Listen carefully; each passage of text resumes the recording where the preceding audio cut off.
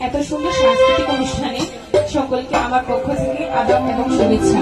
আমি এখন যে গানটি করব সেই গানটির কথা এবং সুর আমাদের ফকির মেলার ফকির গুরু শ্রদ্ধেয় DIG S M Rokunuddin sir.